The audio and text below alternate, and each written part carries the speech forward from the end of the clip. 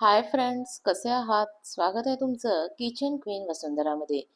छान थंडीचा मोसम सुरू झालेला आहे आणि बाजारात छान असे गाजर देखील यायला लागलेले आहेत.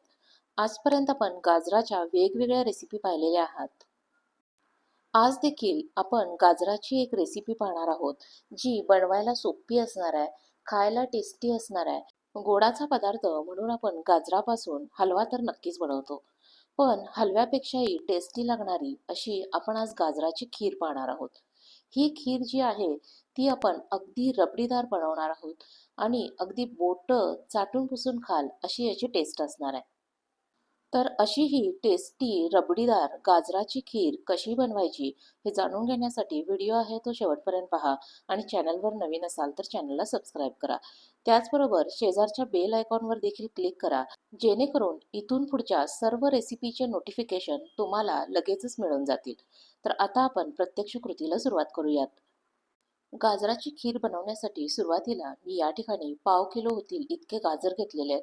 गाजर सिलेक्ट करताना आपल्याला खूप जून असे गाजर घ्यायचे नाही आहेत, कोवळे असे गाजर घ्यायचे आहेत. गाजर आपल्याला स्वच्छ धुवून कॉटनच्या कापडानं पुसून घ्यायचे आहेत. यानंतर आपल्याला गाजराची साल जी आहे ती काढून घ्यायची आहे. साल काढल्यामुळं आपले गाजर जे आहेत ते अगदी असे लाल भडक असे होतील. तर या ठिकाणी तुम्ही पाहू शकता, साल काढल्यानंतर गाजर अतिशय लाल असे दिसू लागलेले आहेत.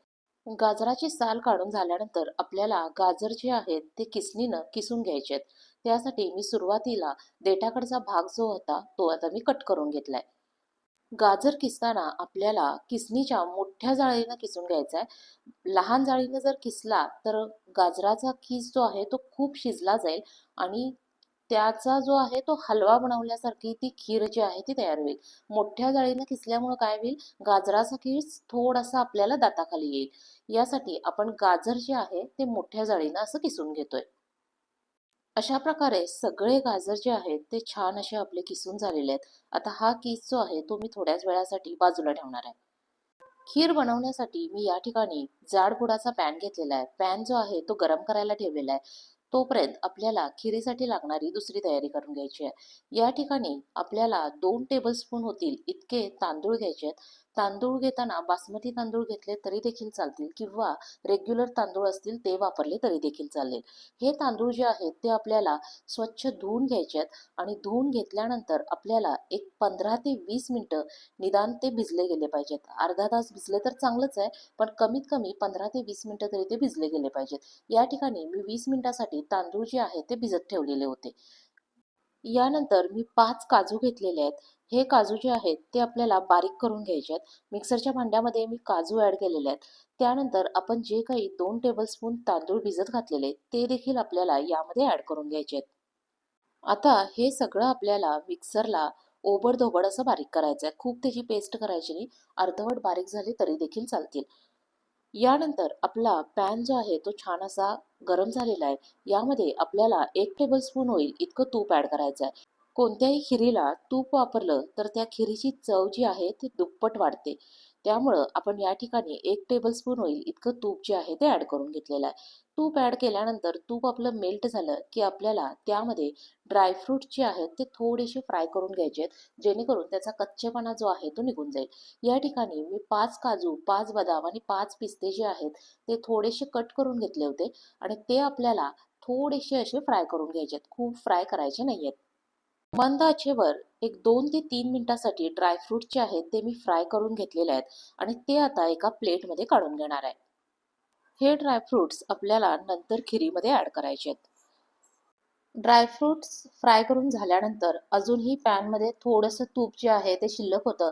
तर या तुपामध्ये आपण गाजराचा जो काही कीस करून घेतलेला आहे तो आपल्याला थोडासा असा भाजून घ्यायचा आहे.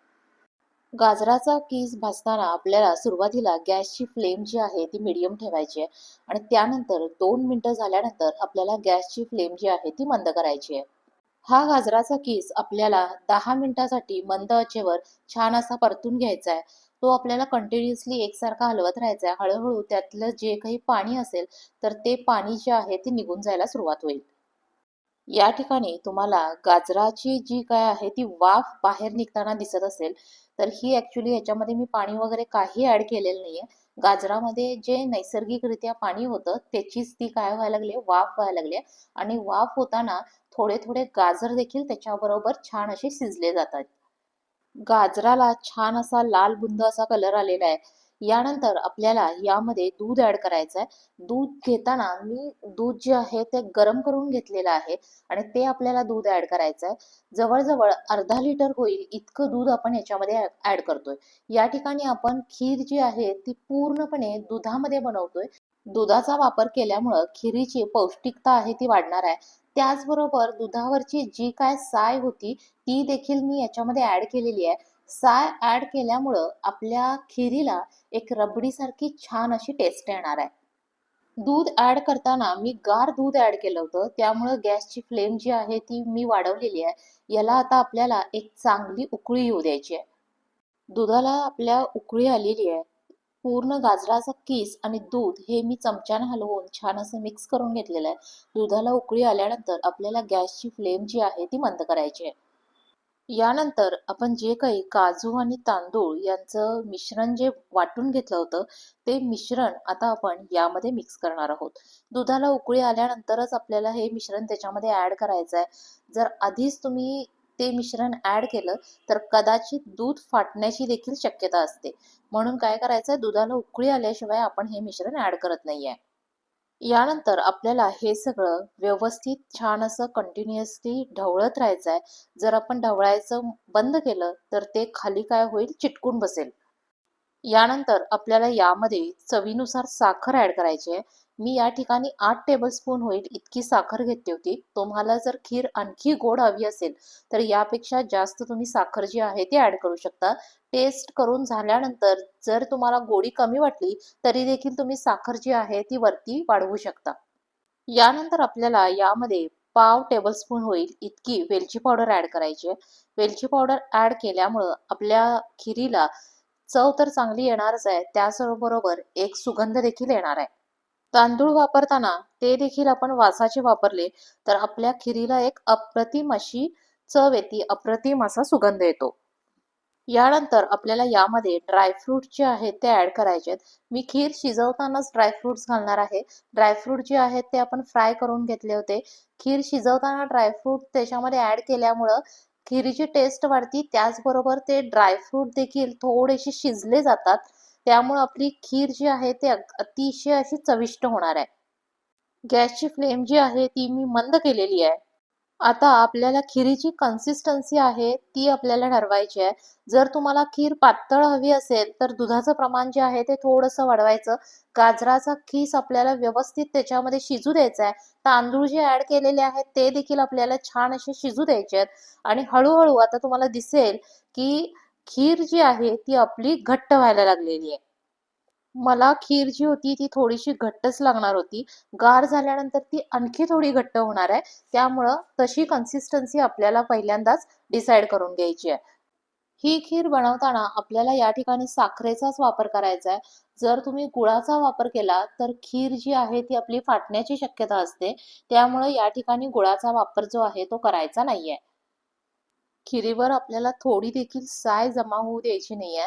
कंटिन्युअसली बघा मी साईडनं देखील काय करते, खीर जी आहे ती पूर्ण चिकटलेली साय जी आहे ती त्याच्यामध्ये ऍड करत राहते. असं केल्यामुळं आपली खीर जी आहे ती अगदी स्वादिष्ट बनणार आहे. तर अशा प्रकारे आपली खीर जी आहे ती तयार झालेली आहे. खिरीची टेस्ट जी आहे ती अगदी बासुंदीसारखी, अगदी रबडीसारखी आपल्याला लागणार आहे.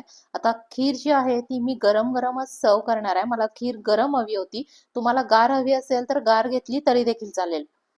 खीर सर्व्ह करताना मी परत वरून एकदा त्याच्यावर ड्रायफ्रूट जे आहेत ते ऍड केलेले आहेत. देवाला छान अशा खिरीचा नैवेद्य दाखवूया आणि त्यानंतर आपण खीर जी आहे ती टेस्ट करून बघूया. या हिवाळ्यात तुम्ही देखील अशी गाजराची स्वादिष्ट खीर जी आहे ती नक्की करून बघा आणि मला कमेंट करून सांगा की तुमची खीर जी आहे ती कशी बनलेली आहे.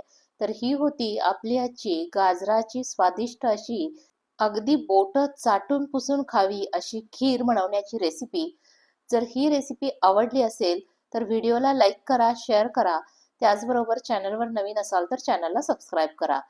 रेसिपी शेवटपर्यंत पाहिल्याबद्दल धन्यवाद. लवकरच भेटूया नवीन रेसिपीसह. तोपर्यंत बाय बाय.